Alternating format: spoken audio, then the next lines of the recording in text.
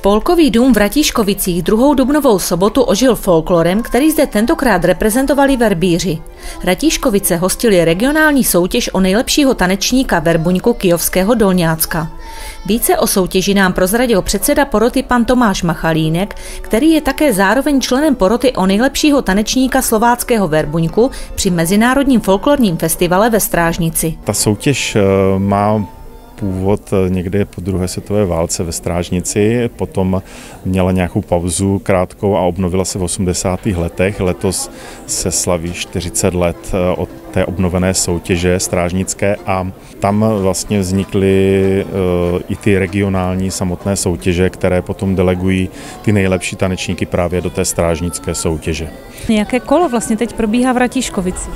Teď právě vybíráme ty nejlepší za Kyjovské Dolňácko a budeme mít i výběr těch mladších tanečníků, kteří se půjdou potom představit na Kunovské léto. To je taková přehlídka verbířská nebo festival, kde se budou prezentovat tady ti mladší. A 6 těch nejlepších verbířů dospělých postoupí do strážnické soutěže s tím, že ten úplně nejlepší kyjovský verbíř půjde přímo do finále soutěže.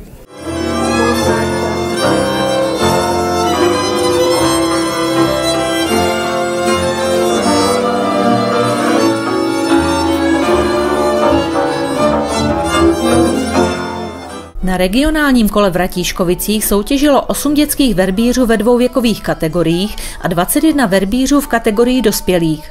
Svá želízka v ohni samozřejmě měli i Ratíškovice a chlapci i muži nádherně reprezentovali svou obec. Co všechno se u verbuňku hodnotí?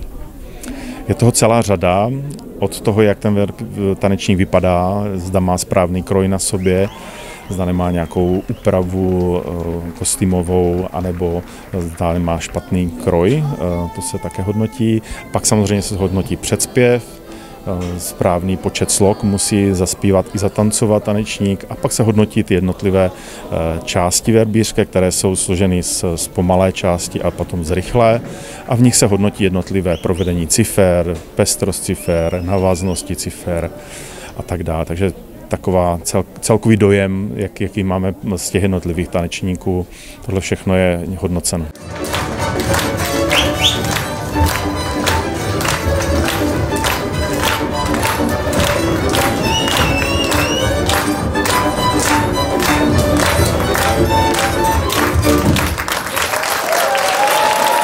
Kdo bude dneska v porotě? V porotě kromě mě bude Martin Jelínek, dvojnásobný vítěz strážnické soutěže, pak bude David Vašíček, významný verbíř ze Svatoboří z Mistřína, Rosťa Marada, který je taky ze Svatoboří z Mistřína, folklorista, velký tanečník a dlouholetý vedoucí souboru v Mestříně Svatobořicích. Z Ratíškovice Jindra Kudr, který je tady domácí tanečník, takže ten. A potom ještě ze strážnické poroty přijede Joška Šťastný z Petrova, který je porotcem za Strážnicko a Veselsko, takže ten ještě. Čestným členem poroty byl i starosta Ratíškovic pan Martin Šupálek, pro kterého byla porotcovská židle novinkou. Pro mě to je mimořádná událost, je to pro mě opravdu čest a budu rád, když se to všem povede a já taky ohodnotím ty nejlepší, kteří tady budou vystupovat. Co budete tak nejvíc hodnotit?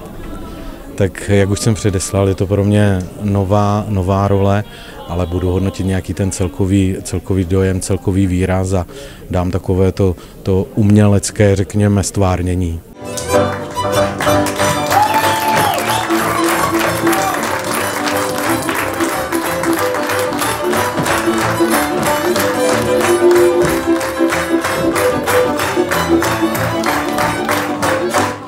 Spolkový dům v Ratíškovicích byl opět nádherně nachystán a vyzdoben.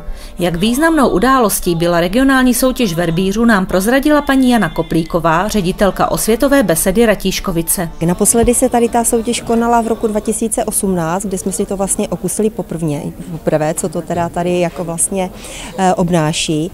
Takže teď, když jsem dostala tu nabídku, jestli bychom to znovu nezopakovali, tak jsem ji velice ráda přijala, protože je to samozřejmě pro mě velice prestižní soutěž, je to regionální soutěž kyjovského Verbuňku a vlastně jsou tady všichni nejlepší tanečníci pro mě, protože tu odvahu stoupnout si před muziku, zaspívat, zacifrovat chce někdy opravdu nutnou dávku jako odvahy. Co byste popřál všem dětem, tanečníkům vlastně a všem, co se věnují Verbuňku, kteří ho vyučují vlastně, tak co byste jim popřál do budoucích let a vlastně do budoucna?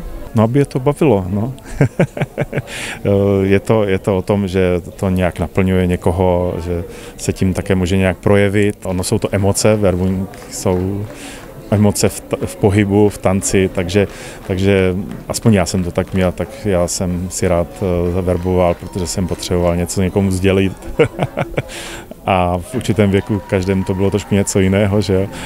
Takže je to na každém, je to velmi individuální a přitom takový kolektivní projev taneční a je kolem toho i skvělá parta lidí, takže si myslím, že ti, co se tomu věnují, tak se jim to líbí po mnoha stránkách a tak to je důležité, aby to vydrželo.